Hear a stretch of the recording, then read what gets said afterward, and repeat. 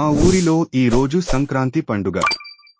అమ్ము 8 ఏళ్ల పాప పరుగులు తీస్తూ పండగ వేళను ఆనందంగా ఆస్వాదిస్తోంది. స్త్రీలు పూల తోరణాలు చేతబట్టి పూజకి వెళుతున్నారు. గంగిరెద్దు నడుచుకుంటూ వస్తోంది. పిల్లలు కూర్చుని అందమైన రంగురంగుల ముగ్గులు వేస్తున్నారు. అమ్ము చేతితో రంగు తీసుకుని గుండ్రటి ఆకారం వేస్తుంది.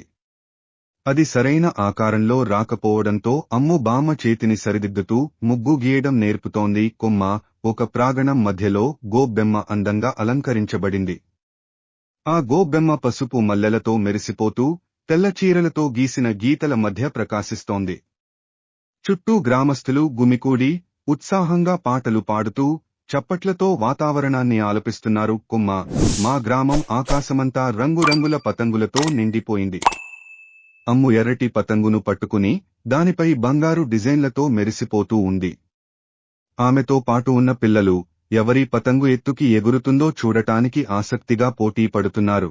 ఒక ప్రాంగణంలో గ్రామస్తులు అందరూ కూర్చుని తాజా అరటిపత్రాలపై భోజనం చేస్తున్నారు. అలా భోజనం చేయడం వారి సంస్కృతికి నిదర్శనం. అమ్ము, ఆమె బామ్మ ఒక స్నేహితురాలితో కలిసి కూర్చుని ఉంటుంది. ఇష్టమైన పొంగల్ను తినడానికి సంతోషంగా ఓ స్పూన్ తీసుకుంటుంది. అమ్ము ఆమె స్నేహితులతో కలిసి ఆకుపచ్చ రంగు లంగాలో నృత్యం ప్రదర్శిస్తుంది.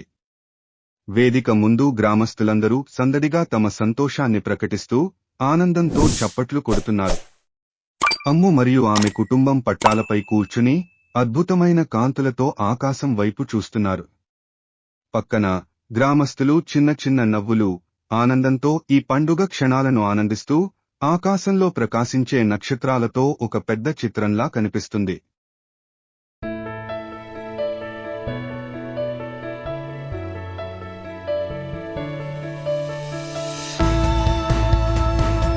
చిన్న పట్టణం సంక్రాంతి సంబరాల కోసం చూస్తుంది. ఇంటి బయట నవ్వుల సందడి, మామిడి ఆకుల పరిమళం, పక్షుల కిలకిలల శబ్దాలు.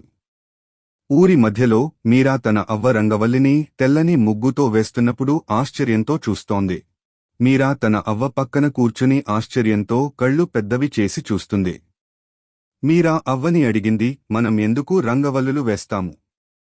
అవ్వ చిరునవ్వుతో చెప్పింది, ఈ రంగవల్లులు సంక్రాంతి రోజు ఆనందం, శ్రేయస్సు కోసం ఇళ్లకు స్వాగతం చెబుతాయి. మీరా తన రంగవల్లిని సొంతంగా వేయడానికి నిర్ణయించుకుంది. కొన్ని రంగులను తీసుకుని జాగ్రత్తగా ఒక సూర్యుడి ఆకారం గీయడం మొదలుపెట్టింది. రంగవల్లి సరిగా రానందుకు మీరా చాలా బాధపడింది. ఆమె స్నేహితుడు రవి అక్కడికి చేరి, చింతించకు, నేను నీకు సహాయం చేస్తాను అని చెప్పాడు. గ్రామ పెద్దలు పిల్లలందరికీ ఒక రంగవల్లి పోటీని ప్రకటించారు. మీరా, రవి కలిసి ఈ పోటీలో పాల్గొంటున్నారు. వీరిద్దరూ కలిసి ఒక అద్భుతమైన నెమలి రూపాన్ని వేశారు. కాని వారి నవ్వులు సూర్యకాంతి కంటే ప్రకాశవంతంగా ఉన్నాయి. ఈ పోటీలను చూడటానికి ఊరి జనాభా అక్కడికి వచ్చారు.